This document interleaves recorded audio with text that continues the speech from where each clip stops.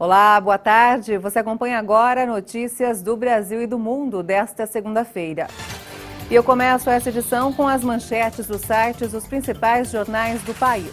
Folha de São Paulo, Coronavac em São Paulo é apenas para a segunda dose, diz secretário.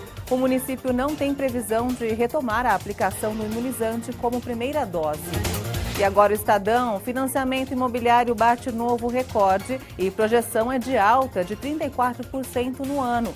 No primeiro trimestre, recursos para a compra de imóveis subiram 113% e atingiram um valor de 43 bilhões e 100 milhões de reais, com 187.600 unidades vendidas.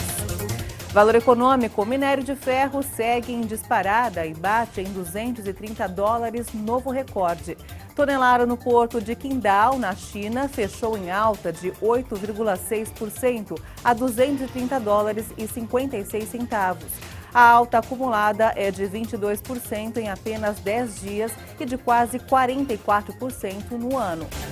E por fim, o Globo, estudo coordenado pela Fiocruz mostra que crianças têm baixa taxa de transmissão a adultos. A pesquisa investigou a transmissão da Covid-19 na comunidade de Manguinhos e pode nortear a reabertura de escolas. O Instituto Butantan entregou hoje ao Ministério da Saúde mais 2 milhões de doses da vacina Coronavac. A previsão é de que na quarta-feira mais 1 milhão de doses do imunizante devem ser liberados. Até quarta-feira, o governo de São Paulo prevê entregar 3 milhões de doses da Coronavac ao Programa Nacional de Imunizações. Assim, deve concluir o contrato inicial de 46 milhões de doses da vacina destinadas ao Ministério da Saúde. Com a entrega desta segunda-feira, o Instituto Butantan chegou a 45 milhões de doses liberadas. A segunda etapa do contrato vai ser de 54 milhões de doses da Coronavac. Mas o Butantan ainda aguarda a liberação de 4 mil litros de insumos para a produção. A previsão é de entregar até o fim de agosto as 100 milhões de doses referentes aos contratos firmados com o Ministério da Saúde. Pelo menos 9 pessoas, incluindo uma criança e um comandante do Hamas, morreram hoje nos bombardeios israelenses na faixa de Gaza. A situação é tensa em Jerusalém e mais de 300 pessoas ficaram feridas em confrontos entre manifestantes palestinos e a polícia na esplanada das mesquitas, onde há relatos de um incêndio. Um comandante do Hamas e várias outras pessoas morreram nesta segunda-feira em bombardeios israelenses no norte da faixa de Gaza. O exército de Israel afirmou ter realizado ataques, mas disse não poder confirmar se as mortes estão ligadas ou não à ofensiva.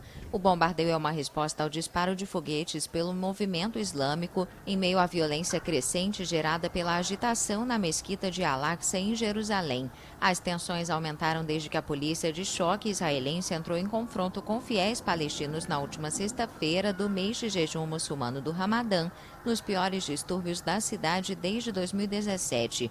A agitação noturna desde então no complexo de Al-Aqsa, o terceiro local mais sagrado do Islã, deixou centenas de palestinos feridos, atraiu pedidos de calma da comunidade internacional e duras repreensões de todo o mundo muçulmano.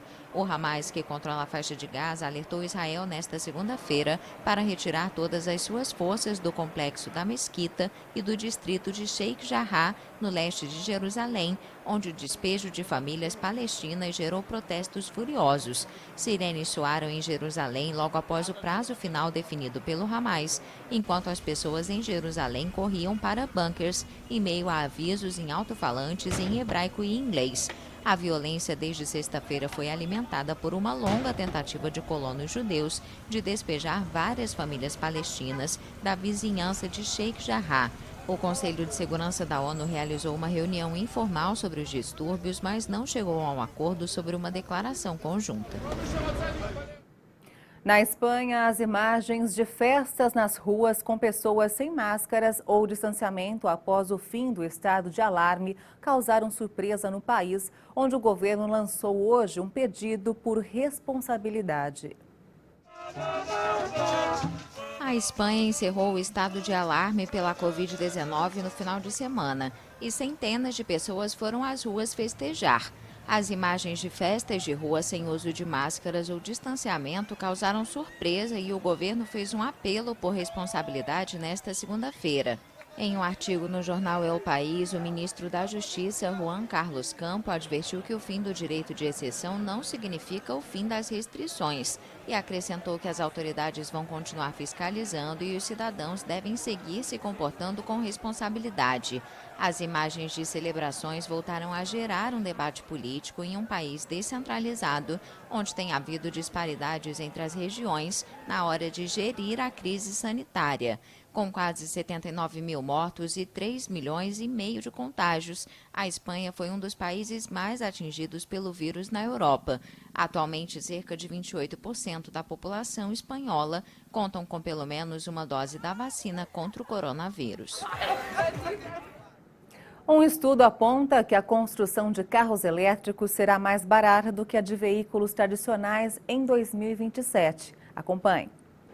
Um estudo da Bloomberg New Energy Finance confirmou que os carros e utilitários elétricos são mesmo o futuro.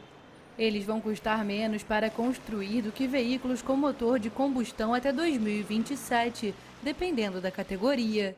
E mais, podem representar 100% das vendas de veículos novos na União Europeia em 2035. O estudo foi encomendado pela ONG Transporte e Meio Ambiente.